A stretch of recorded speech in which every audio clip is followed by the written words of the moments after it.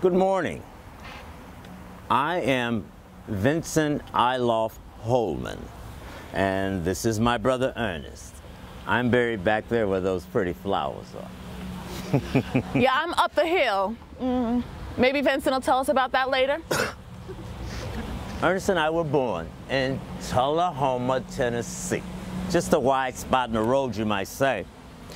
Our father was born on a plantation to enslaved parents. Yes, he was born as someone's property.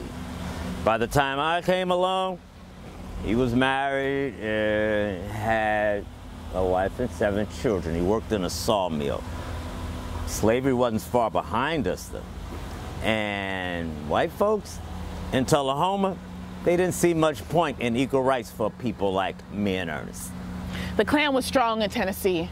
They didn't make any secret about who they thought should be running things.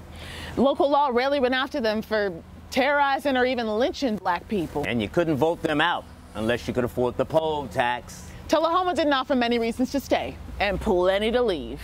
Ernest worked in the sawmill as well, but by 1906, he was in the big city, Memphis, Tennessee. That's where he met Eleanor. They got married and had a daughter named Ernestine. Venson never worked in the sawmill. He got a job as a mail porter for a railroad. It paid about the same as the mill, but it got me all the way to St. Louis. Only problem is the route always brought me right back to Tullahoma. In 1917, both brothers registered for the draft. Venson always said that his life in the Army was a dividing line between his life in the South and his life in the world. I listed my race as Ethiopian on the registration. I wanted whoever read it to remember that black folks, African Americans, had a long and proud history. Me and all my black friends had experienced prejudice based on nothing but skin color. We wondered if we even belonged here. I wanted to express my frustration for signing up to protect a country that had not always protected me.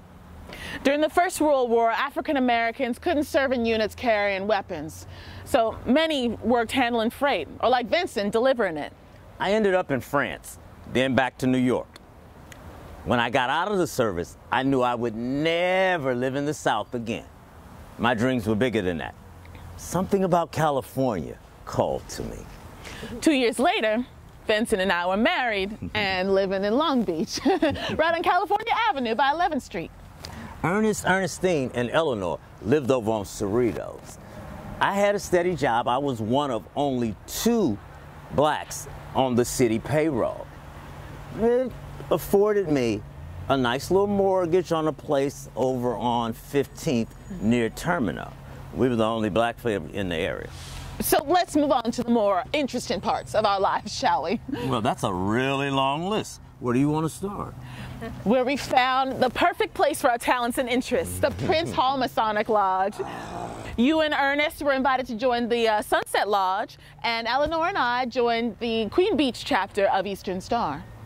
Prince Hall Masons are segregated lodges in the free and accepted Masons.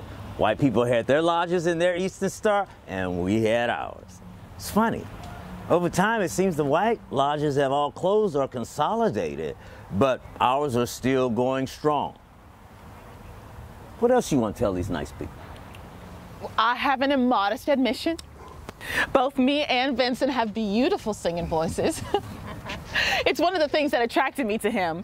Music was always at the center of our lives. We sang songs that our parents had taught us and songs that we had learned in church, like this one.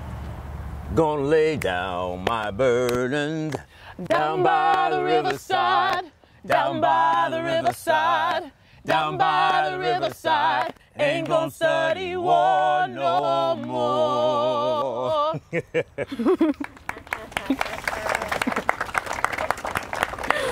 In the 1920s, Venson and I were singing in churches, in black and white churches. We sang spirituals we had known our entire life.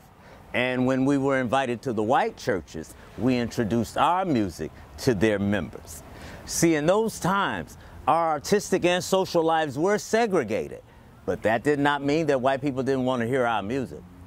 We sang to large and appreciative crowds in the municipal auditorium. Word about us got out, and we got bookings. In 1930, the New England Society held a picnic in Bixby Park.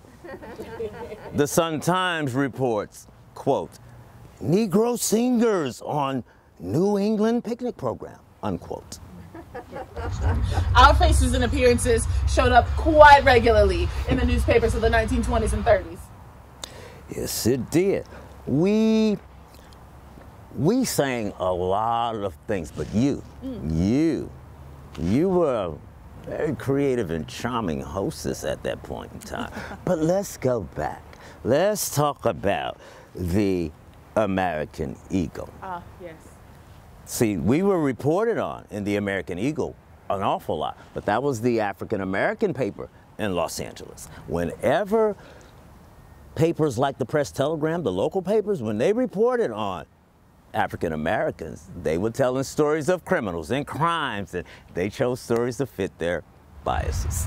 But our social clubs and events were exceptions. We were listed with other religious and Masonic events. Sometimes they even talked about the parties we gave in our home. The Eagle had representatives from Long Beach write columns for the paper. I invited them to our shows and parties, and they gave us free publicity. You were a very charming and creative hostess in those days. Everybody said that. You remember that party we gave once and everybody paid a penny for the year of their age? We raised nearly $16. I've always thought some people undercounted their birthdays. They probably did. We gave that money to the church. You know, it's funny how alike the four of us are, and yet so unalike. We were all Republicans. We stayed with the party of Lincoln. You and Ernest both worked as janitors. Ernest Eleanor worked in that fancy dress store where the white ladies shopped. She altered their purchases to fit just right. When everyone else went home, she cleaned store. She saw the latest fashions and she copied them at home on her sewing machine. You know, you really kept our careers going. You did publicity, you booked the shows, you made sure we got there on time, and we always looked sharp, usually wearing clothes that Eleanor had sold for us. Eleanor and Ernest stayed in the black neighborhood their entire lives. We moved to the east side in 1929. It wasn't officially segregated then, but all our neighbors were white. After World War II ended, more black people moved to Long Beach, but we were still the minority. I died in 1947, just as this area started to grow. We buried you up on that hill there. I lived long enough to see us build our own Masonic Hall over on Temple. That was the highlight of my life. Not Temple, it was on Esther Street. On Esther Street. Esther Street, there it was. But that was the highlight of my life. The highlight. Yes? Aren't you forgetting Zerline? That woman you married not long after I passed? I didn't have much to say about that. I didn't like being alone. Apparently you were fine being buried alone. Nobody thought to bring you up that pretty hill when you died. Buried you over there by the fence. My tongue was tied, I was dead. Well, I bet that was all Zerline's doing. Probably was. It probably was. That was Zerline. What can we say? Anyway, we're moving on. Okay. Wrap this up. No, Ernest. Ernest was the last of our group to pass on. He lived to be 89 years old. Nice going, brother. Well, it's time for us to say goodbye now. Is it? Thank you so much for your time. Yes. And remember to continue to support the Long Beach Historical Society. And how about an encore? Really? Oh. Gonna lay down my burdens Down by the riverside, down by the riverside, down by the riverside. Gonna lay down my burdens Down by the riverside, and I ain't gonna study war no more.